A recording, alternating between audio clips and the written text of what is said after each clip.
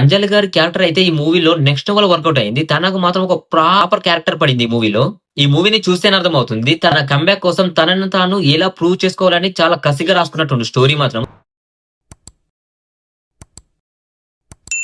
Telugu industry మన రవితేజ గారి comeback కోసం ఎలా అయితే ఎదురు చూస్తుందో, మన విశాల్ గారి కమ్‌బ్యాక్ కోసం తమిళ ఇండస్ట్రీ కూడా అలానే ఎదురు చూస్తుంది.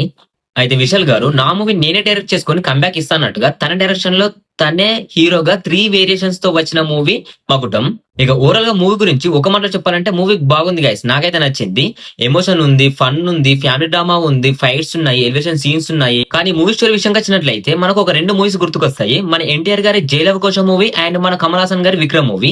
ఈ 2 మూవీ స్టోరీస్ కి కొంచెం సిమిలర్ గా ఉన్నట్టు అనిపిస్తుంది. జైలవ కోశం మూవీ లాగా త్రిబుల్ లో 3 వేరియేషన్స్ ఉంటాయి.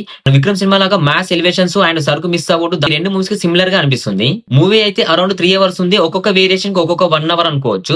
కానీ ఎక్కడ కూడా మూవీ మనకు అంతగా బోర్ అనిపించినట్లు అనిపించదు. ఒక సీన్ రైటింగ్స్ మాత్రం చాలా కొత్తగా అనిపిస్తాయి. ఇక మెయిన్ గా మాట్లాడుకోవాల్సింది మన అంజలి గారి నుంచి. మన అంజలి గారి క్యారెక్టర్ అయితే ఈ మూవీలో నెక్స్ట్ లెవెల్ వర్కౌట్ అయింది. తనకు మాత్రం ఒక ప్రాపర్ క్యారెక్టర్ పడింది ఈ మూవీలో. ఇక మన విశాల్ గారి యాక్టింగ్ గురించి సెపరేట్ గా చెప్పనవసరం లేదు. 3 వేరియేషన్స్ మాత్రం చాలా బాగా కవర్ చేశాడు. లింగ క్యారెక్టర్ కొంచెం క్వైట్ ఆపోజిట్ ఉన్నప్పటికీ మిగతా 2 క్యారెక్టర్స్ అయితే కొంచెం సిమిలర్ గా ఉన్నట్లే అనిపిస్తుంది. ఇంకోరు బీజిఎం నెక్స్ట్ లో వర్కౌట్ అయ్యాయి. కానీ సాంగ్స్ మాత్రం పెద్దగా అనిపించలేదు.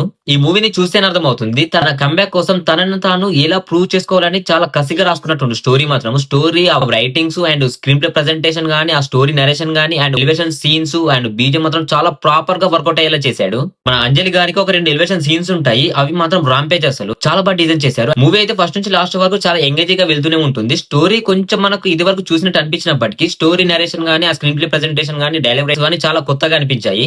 మూవీని ఫ్యామిలీతో చూడొచ్చా అంటే కొంచెం కష్టం. అక్కడక్కడ కొన్ని romance scenes and mass elevation scenes వల్ల ఫ్యామిలీకి నచ్చకపోయే అవకాశాలు ఎక్కువగా ఉంటాయి. యూత్ కి అయితే బాగా కనెక్ట్ అవుతుంది.